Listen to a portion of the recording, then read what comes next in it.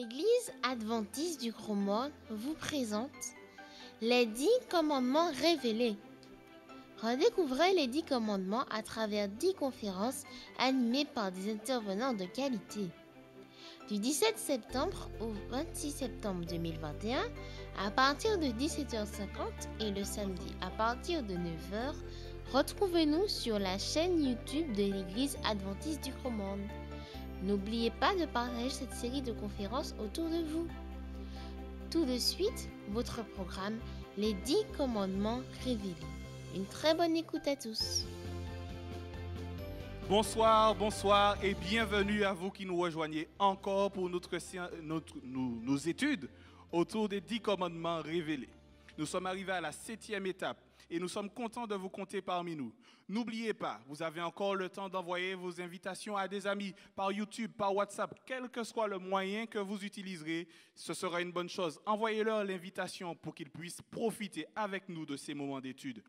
N'oubliez pas que nous sommes avec vous jusqu'au 26 tous les soirs à partir de 17h50. Encore une fois, soyez les bienvenus parmi nous.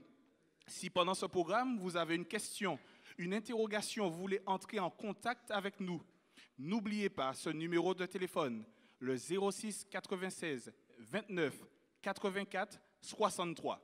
Je reprends, le 06 96 29 84 63. Vous pouvez dire à toutes les personnes qui sont autour de vous qu'il y a un programme spécial qui se passe au Gros Monde sur notre chaîne YouTube, Temple Adventiste du Gros Monde. Nous vous remercions encore d'être avec nous ce soir et vous souhaitons une bonne étude, une bonne soirée et surtout une bonne écoute.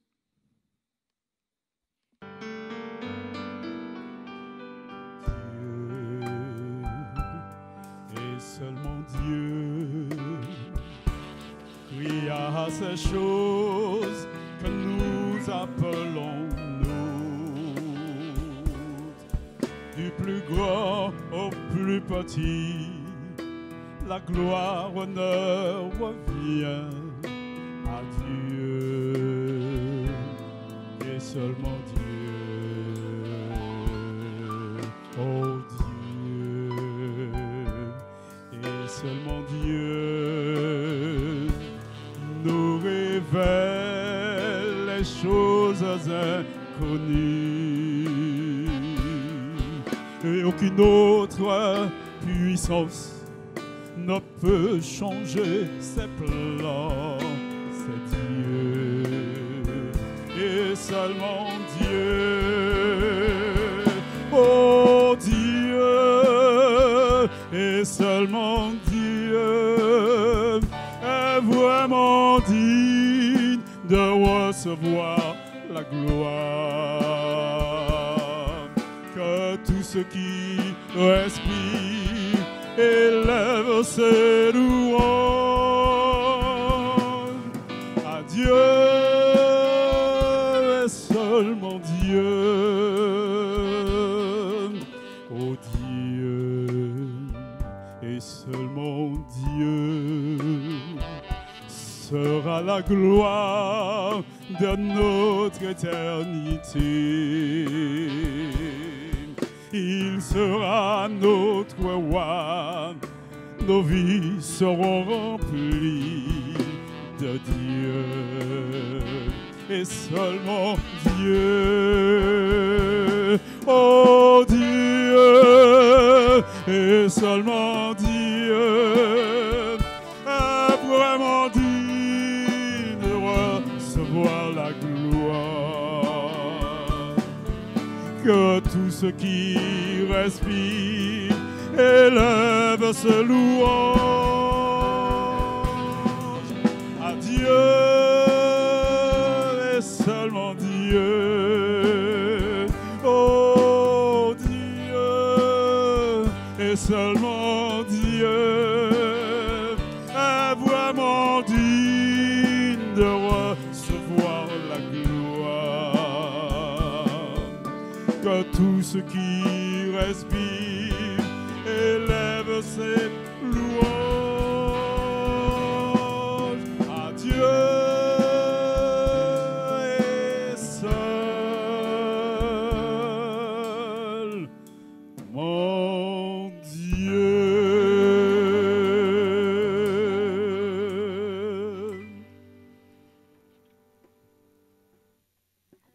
les 10 commandements révélés. Tout de suite, le 7e commandement sera présenté par le pasteur Charles-Henri Coco. Très bonne écoute à tous.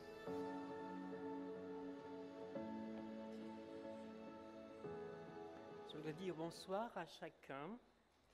Ça a été une très belle journée sous le regard de Dieu. Je crois que vous en avez dû profiter autant que moi. Et puis, la journée se termine, hein, comme on a dit la dernière fois, il y a eu un soir, il y a eu un matin.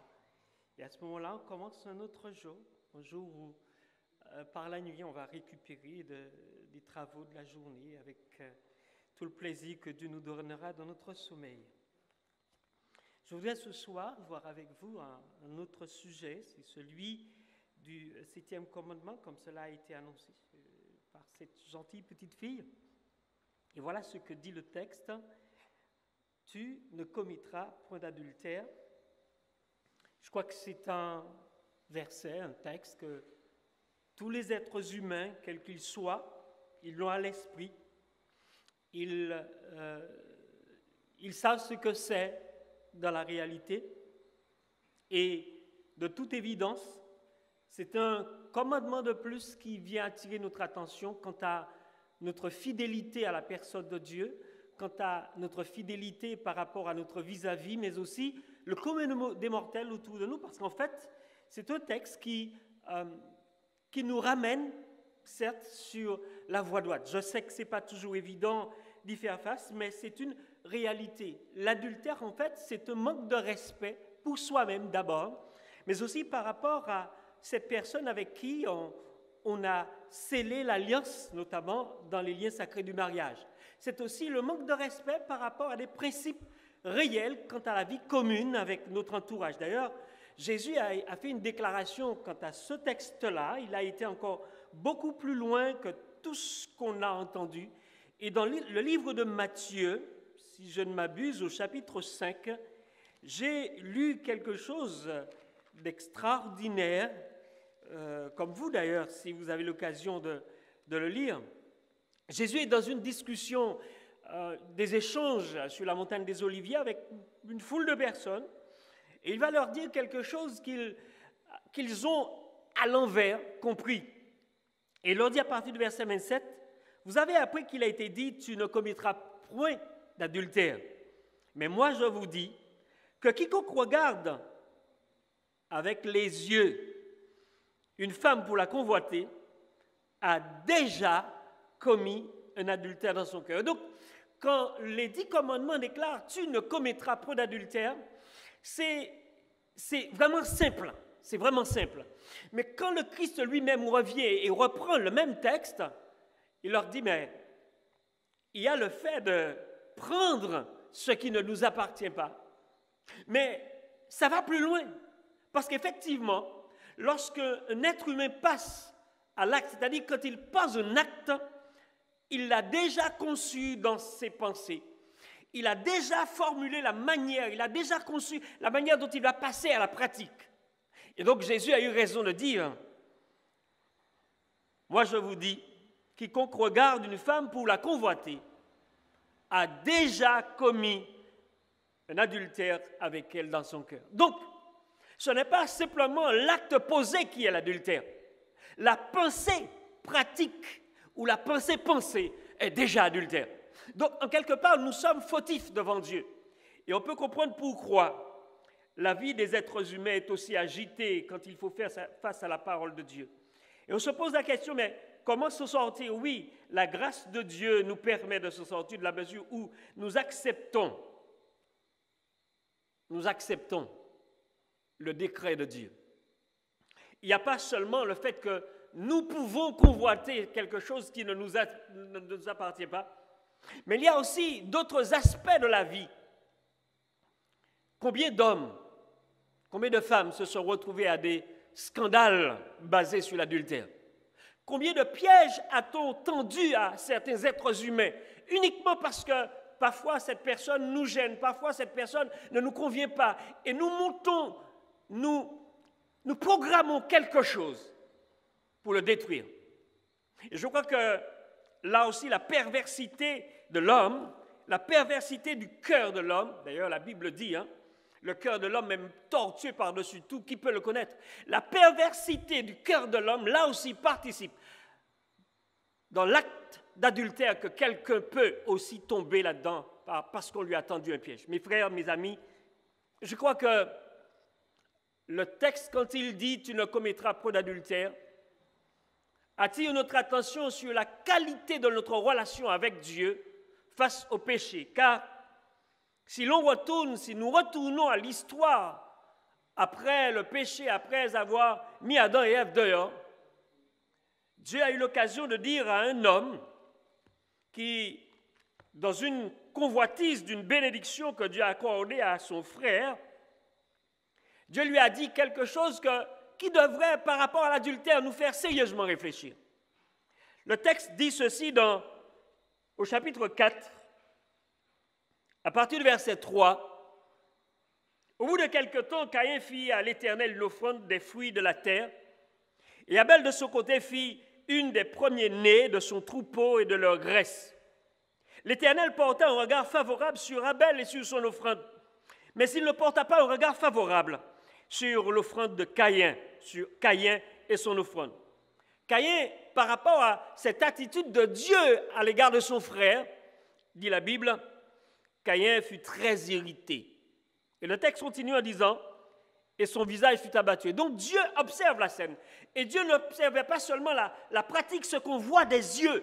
Dieu voit le cœur de l'homme. Et à ce moment-là, il interpelle Caïn et lui dit, Caïn, pourquoi es-tu irrité? Et pourquoi ton visage est-il abattu? Certainement, si tu agis bien, tu relèveras ton visage. Et si tu agis mal, le péché se couche à ta porte. Seulement, ce n'est pas parce que le péché est couché à ta porte, ce n'est pas parce qu'il y a une tentation que tu es déjà tombé. Le texte, et Dieu donne la sortie, il donne la possibilité à n'importe qui, pas seulement à Caïn. Quiconque pourrait se retrouver dans une situation de tentation, d'adultère, et quelle que soit la forme du péché, quiconque pourrait se trouver dans une situation pareille, Dieu lui donne le pouvoir, sur le champ, de s'en sortir. Car le texte biblique dit, le péché se couche à ta porte et ses désirs se portent vers toi. Mais toi, domine sur lui. Et donc, la tentation n'est pas le péché. La proposition qui est faite, quelle que soit la situation, le piège où nous-mêmes nous sommes mis en difficulté, nous ne sommes pas encore tombés. La Bible donne, par la parole de Dieu, le pouvoir de s'en défaire de l'adultère déjà présent à notre porte. Et il lui dit, mais toi, domine sur lui. Et pour dominer sur cette offre qui nous est faite, messieurs, dames, il faut de cette synchronisation, de cette intimité, de cette proximité avec Dieu pour être en mesure de dominer le mal présent là. Et tous les êtres humains n'ont pas cette possibilité, ou alors ne se laissent pas prendre dans le roulement ou la vie avec Dieu. Tous ne marchent pas dans cette proposition de la personne de Dieu, à tel point que bon nombre d'hommes et de femmes sont tombés, parce que parfois quand on parle d'adultère, on voit seulement les hommes, mais combien de femmes courent aussi les pantalons?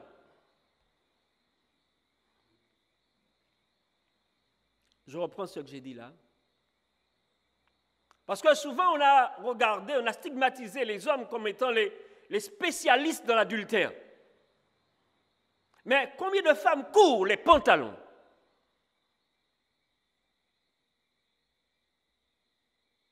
Le temps de la réflexion à ce sujet doit véritablement faire réfléchir chacun.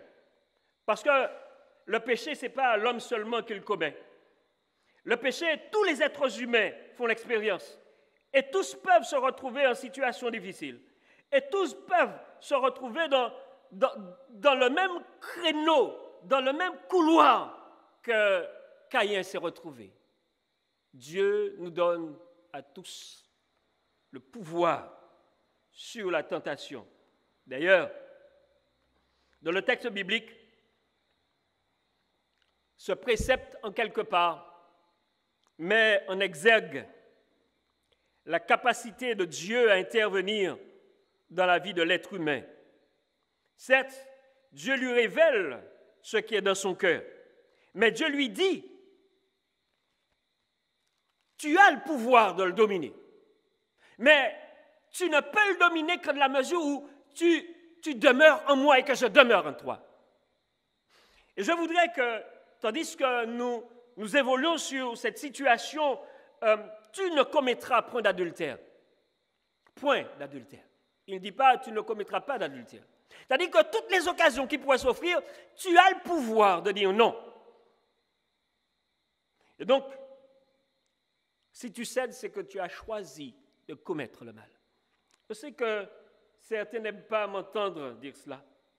Mais chaque fois que l'homme tombe, chaque fois que l'homme succombe à la tentation, il a choisi de tomber. C'est l'une des phrases les plus indigestes qui m'est arrivé de sortir à tel point que on me dit que je suis Dieu. Non, mes frères, non, mes chers amis, non. À vous qui m'écoutez, qui m'entendez, non. Chaque fois que nous fautons, si vous me permettez l'expression, nous avons choisi de fauter. Et quel que soit l'aspect du péché qui est couché à notre porte, nous avons choisi de le faire ou de ne pas le faire. Parce que la grâce de Dieu, la puissance de Dieu manifestée dans la personne du Christ est suffisamment toute puissante pour que l'homme ne tombe pas dans les pièges du malin.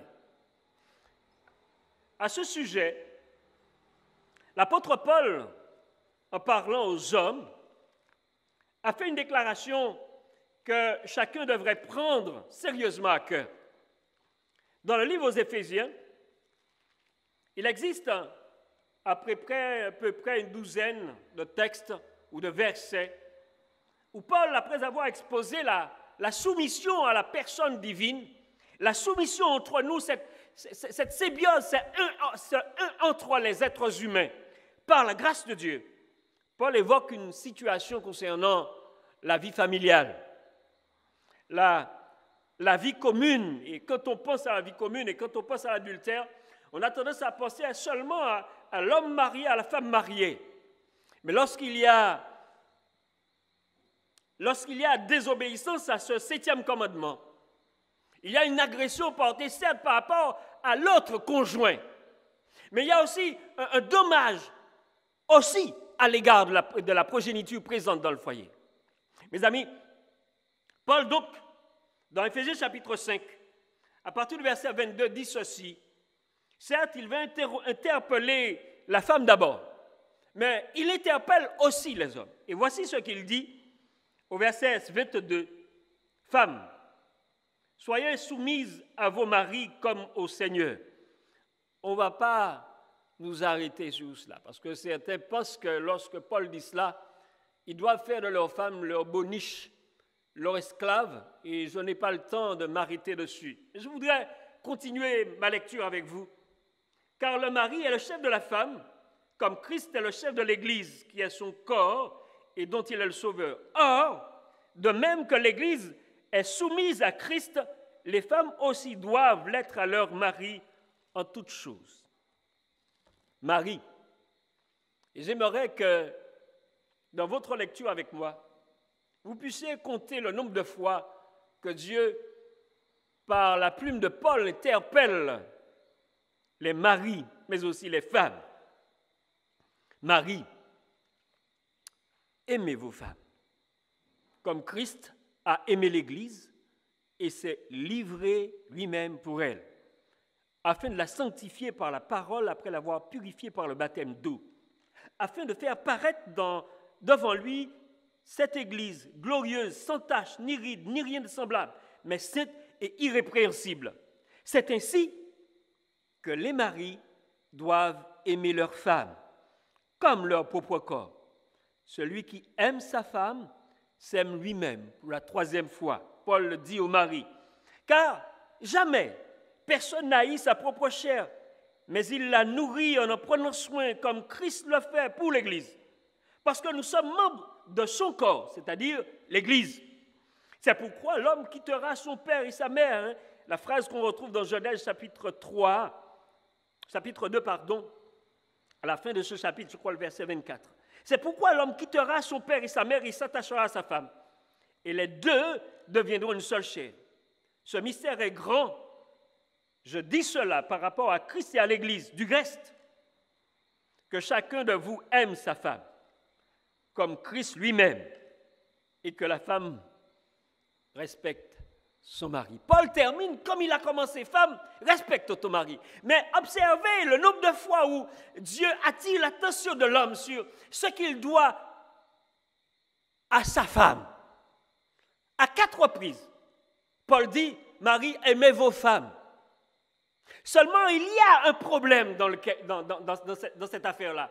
Parce que dans la réalité, l'être humain sait faire qu'une chose, exprimer son égoïsme, profiter de l'autre, abuser de l'autre, aller au maximum de ce qu'il peut prendre.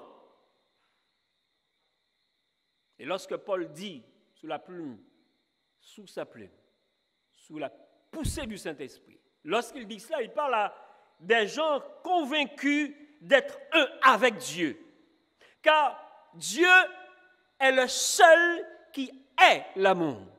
L'homme n'est pas en mesure de produire l'amour. L'homme peut avoir des sentiments, il peut avoir de l'amitié, il peut avoir de l'affection, mais il est dans l'incapacité d'aimer. Il n'est pas celui qui peut produire l'amour. Dieu reste le seul capable d'être l'amour. Et on peut comprendre lorsque l'apôtre le dit, il est en train d'inviter tant l'homme que la femme à se tourner vers son Dieu, vers leur Dieu commun. Parce qu'à partir du moment où les deux sont ensemble, dans cette synchronisation, dans cette symbiose avec Dieu, l'amour prend place à la source de leur personne. Et comme Jésus l'a dit, ils deviennent un. Alors on a souvent pris cela, ils seront un, tous les deux seront un. On a souvent pris ça comme un de la chair, de la chair. Mais quand on lit Jésus dans Jean chapitre 17, on réalise que ce que Jésus veut, c'est que tous les croyants soient un entre eux, mais un avec Dieu. Et quand on est un avec Dieu dans l'obéissance à la parole, on est un avec son vis-à-vis. On ne l'est pas parce que nous avons décidé de le faire ou que nous avons réalisé à le faire, mais nous le sommes parce que Dieu, lui, dans Romains chapitre 5, verset 5, nous donne la recette. Et comme j'ai dit, nous sommes foncièrement des égoïstes. Et c'est la raison pour laquelle même dans un lit de mariés, il peut y avoir l'adultère. Forcer l'autre à faire quelque chose qu'il ne veut pas faire. Mettre l'autre en difficulté à tel point que sur la table, il n'y a rien pour lui. Il est obligé d'aller voir ailleurs au bout de 4, 5, 6 ans. Chaque fois y entrer, plat vide, sec, pas ni rien. La Bible dit ceci dans Romains chapitre 5, verset 5. Or, l'espérance ne trompe point, parce que l'amour de Dieu est répandu dans nos cœurs par le Saint-Esprit qui nous a été donné. Ou pas, Ning? M'a demandé. Je prends juste une courte illustration, tirée toujours de la Bible. Et je reviens sur ce texte. Dans l'évangile de Saint Jean, il y a une très belle histoire que les êtres humains aiment. Et il y a eu beaucoup d'écrits, beaucoup de prédications dessus. C'est l'histoire de Jésus avec Pierre, où après la résurrection, ils se rencontrent. Et Jésus tente de réhabiliter Pierre, puisque Pierre l'a renié, comme ça avait été annoncé. Et Pierre, dans le fond, son Seigneur l'a manqué pendant ces 3 jours-là. Et lorsqu'il apprend que c'est le Seigneur qui est sur la plage, il s'habille et il saute, il va vers lui. Et les autres ramènent la barque seule. Et dans cette situation-là, nous sommes toujours dans l'adultère. Dans cette situation-là, Jésus, à un certain moment, après avoir partagé ce qu'il avait à manger, s'approche de Pierre et lui pose la question à 3 reprises.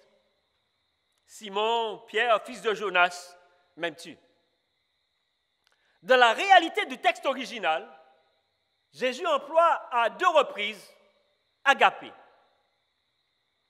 Lorsque vous entendez ça, vous vous dites que mais non, Pierre aime Jésus puisqu'il lui dit cela. Mais en fait, Pierre utilise un autre mot que agapé, il emploie philéo. Et quand vous faites des recherches sur cette expression-là, ça veut dire que j'ai de l'amitié pour toi, j'ai de l'affection pour toi, j'ai du sentiment pour toi. À tel point que Jésus repose la question la 2e fois, il emploie à nouveau philéo. J'ai de l'amitié pour toi, ou de l'affection, des sentiments. Et quand Jésus pose la question pour la 3e fois, Jésus va utiliser philéo. En d'autres termes, Pierre, as-tu vraiment de l'amitié pour moi? As-tu de l'affection pour moi? Et la tristesse de Pierre, qui est exprimée dans le texte, vient justement de là. Parce que quelque part, Jésus le pousse à remettre en question ce qu'il est en train de dire. As-tu vraiment de l'amitié pour moi?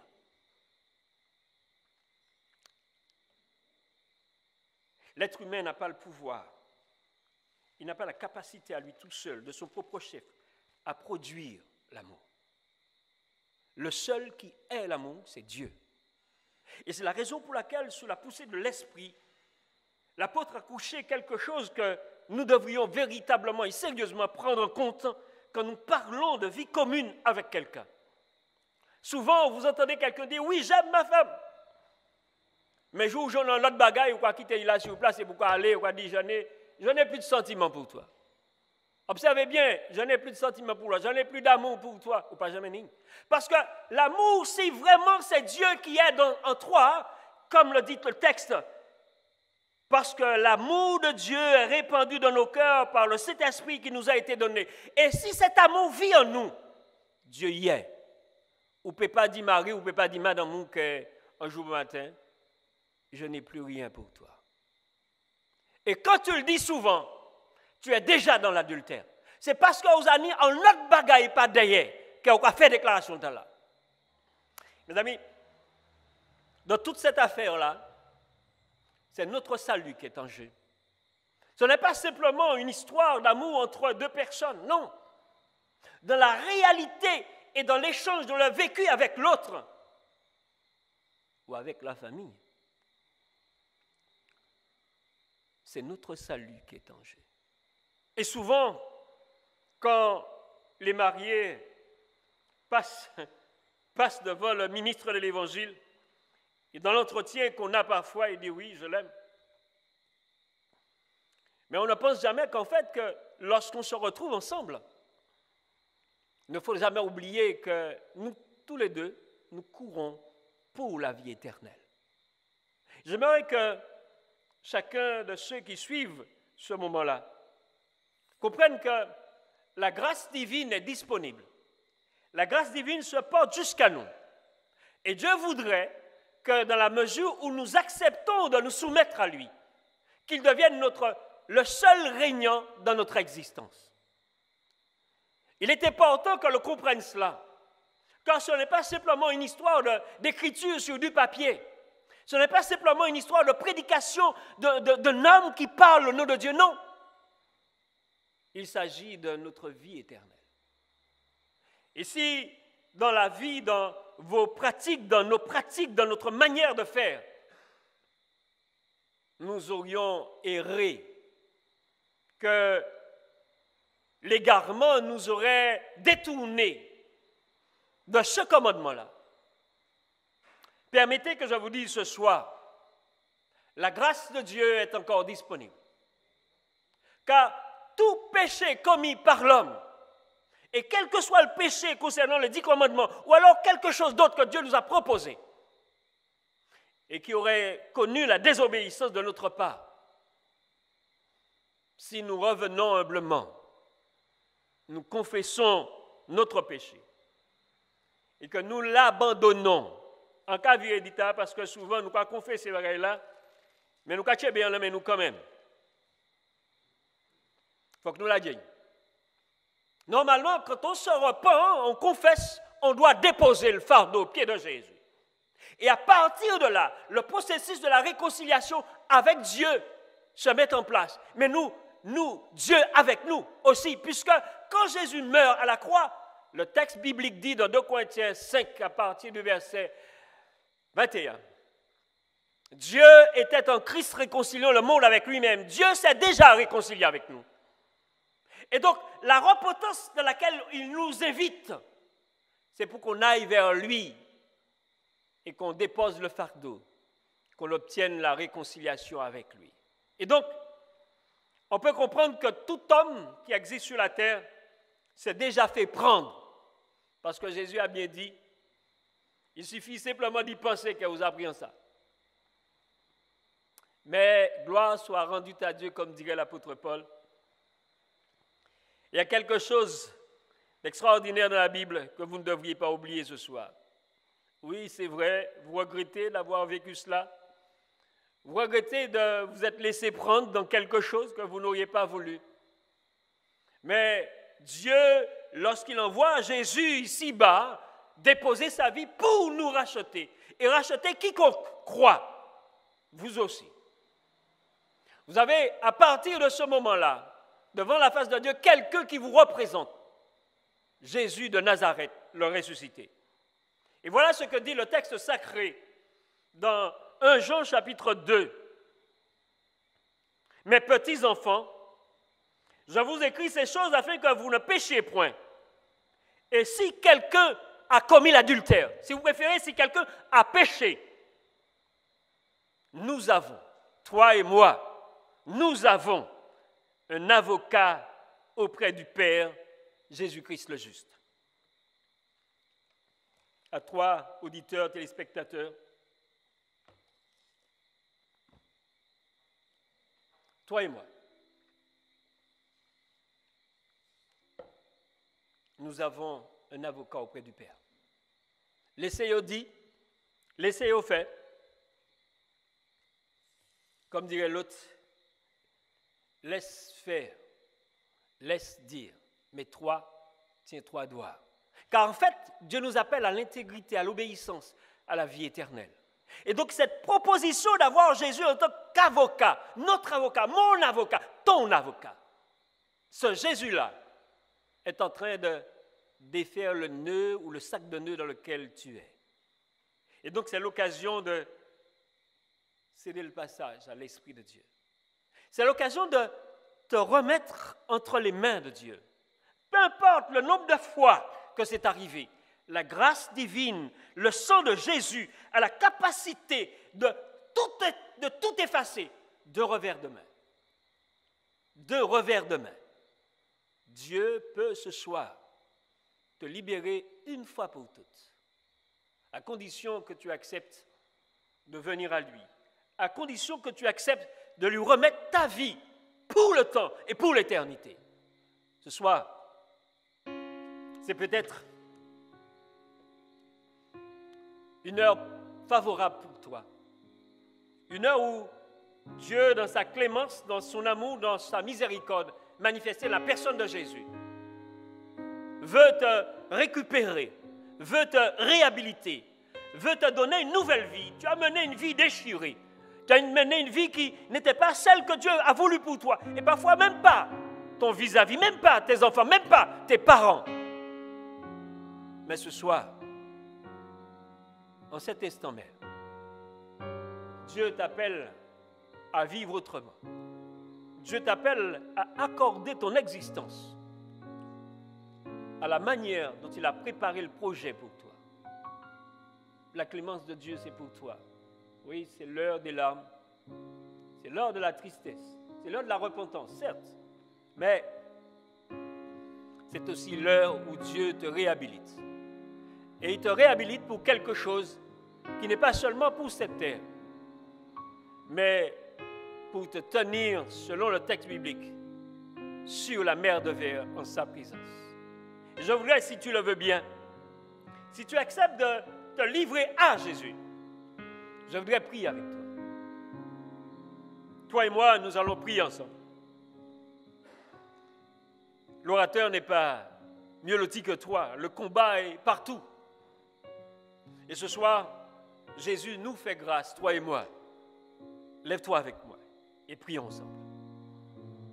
Notre Dieu et notre Père, nous voulons humblement te dire merci pour cette clémence, cette miséricorde, cette grâce manifestée la personne de Jésus, mort à la croix, pour quiconque veut se tourner ce soir vers toi. Et ce soir, nous sommes là avec toi. Ce soir, nous venons à toi parce que, à travers la personne du Christ, tu t'es manifesté, tu as manifesté ce que tu es en notre faveur. S'il te plaît, Seigneur. Cet amour que tu as répandu dans nos cœurs, fais en sorte qu'effectivement, nous puissions aimer celle ou celui qui est en notre présence, celui avec qui nous nous sommes liés dans les liens sacrés du mariage. S'il te plaît, Seigneur. Remplis nos cœurs de cet amour-là. Et fais que chaque jour, ton esprit puisse à nouveau remplir nos cœurs d'amour pour notre conjoint, pour nos enfants, pour notre famille, pour notre foyer. S'il te plaît. S'il te plaît, Seigneur. À la croix, il y a eu suffisamment de souffrance à cause de nous. Avant la croix, il y a eu suffisamment de difficultés endurées par le Seigneur Jésus. Et nous voulons que cette réalité, nous puissions non seulement en prendre conscience, mais nous souvenir que le sang qui a coulé, c'est pour nous laver, nous blanchir et nous redonner vie en lui, par ta grâce, selon ta volonté. Puisses-tu donc bénir chacun de ceux qui, ce soir, se sont inclinés humblement, dans les larmes, dans la souffrance, dans l'intimité de leur chambre, de leur cœur. Bénis-les. Toi qui as le pouvoir de libérer, de délivrer, de défaire les nœuds. Fais cela pour ta gloire, pour notre salut et notre vie éternelle.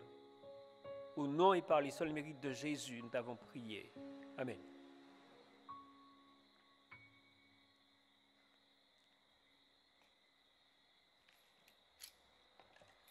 Révélé. Nous vous remercions de nous avoir suivis. Nous espérons que vous serez avec nous demain pour notre prochaine conférence. Vous souhaitez rentrer en contact avec nous pour une question sur le sujet du jour ou un sujet de prière? Contactez-nous au 0696 29 84 63. 0696 29 84 63. Nous vous remercions de votre écoute et à bientôt.